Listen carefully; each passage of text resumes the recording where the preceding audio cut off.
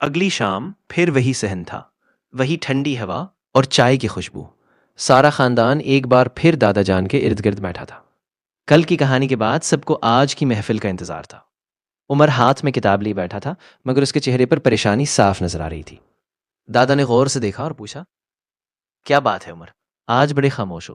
عمر نے ہلکی سانس لی۔ دادا جان، ایک بات سمجھ نہیں آتی۔ پوچھو بیٹا۔ جب ہم کسی کو اپنے سے زیادہ کامیاب دیکھتے ہیں تو دل میں عجیب سی بے چینی ہوتی ہے۔ ایسا لگتا ہے کہ کاش وہ سب میرے پاس ہوتا۔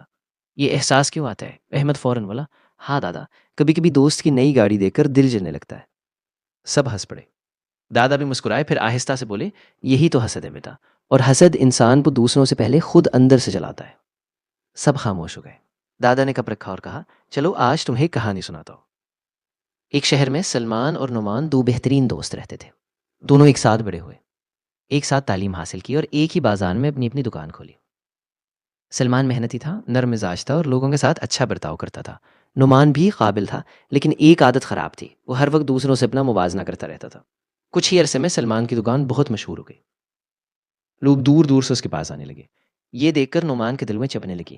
وہ ہر روز سوچتا، آخر سلمان میں ایسا کیا ہے جو مجھ میں نہیں؟ آہستہ آہستہ وہ دوستی بھول گیا اور حسد میں جلنے لگا۔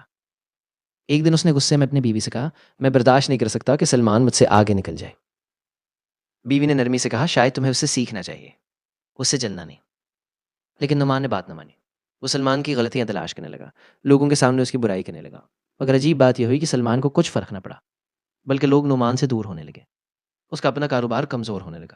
ایک دن وہ بہت پریشان ہو کر شہر کے ایک بزرگ کے پاس گیا اور بولا، میں نے ہر کوشش کی کہ سلمان نیچے آ جائے، لیکن نقصان میرا ہی ہوا۔ بزرگ نے ایک جلتا ہوا کوئلہ اٹھایا اور کہا، اسے کسی پر پھینکنے سے پہلے سب سے پہلے تمہارے اپنے ہاتھ جلیں گے۔ نعمان خاموش رہ گیا۔ بزرگ نے کہا، حسد بھی ایسا ہی ہے، تم دوسروں کو جلانے نکلتے ہو مگر سب سے پہلے اپنا سکون کھو دیتے ہو۔ یہ سن کر نعمان کی آنکھیں بھر آئیں۔ اسے اپنی غلطی سمجھ آ گئی۔ اگلے دن وہ خود سلمان کے پاس گیا اور کہا، مجھے معاف کر دو، میں تم سے سیکھنے کے بجائے تم سے جلتا رہا۔ سلمان مسکرایا اور اسے گلے لگا لیا۔ دوستی میں مقابلہ نہیں، صرف خیر خواہی ہونی چاہیے۔ اس دن کے بعد نعمان نے حسد چھوڑ دیا اور اپنی محنت پر توجہ دی۔ کچھ وقت بعد اس کی دکان بھی چل پڑی اور اسے سمجھ آ گئی کہ خوشی دوسروں کو گرتا دیکھنے میں نہیں، بلکہ خود بہتر بننے میں ہے۔ دادا نے کہانی ختم کی اور سب کی طرف دیکھا۔ عمر آہستہ سے بولا، یعنی حسد میں ہم دوسروں سے زیادہ خود کو نقصان دیتے ہیں۔ دادا نے مسکرا کر کہا، بالکل، حسد دل کا سکون چھین لیتا ہے اور شکر دل کو سکون دیتا ہے۔ احمد ہنستے ہوئے بولا، تو اب سے دوست کی گاڑی دیکھ کر صرف مبارک دینی ہے۔ سب زور سے ہنس پڑے۔ دادا نے پیار سے کہا، یاد رکھو، دوسروں کی خوشی سے جلنے کے بجائے اپنی روشنی بڑھاؤ۔ رات گہری ہو رہی تھی، لیکن دادا کی باتیں سب کے دلوں میں روشنی چھوڑ دی تھی۔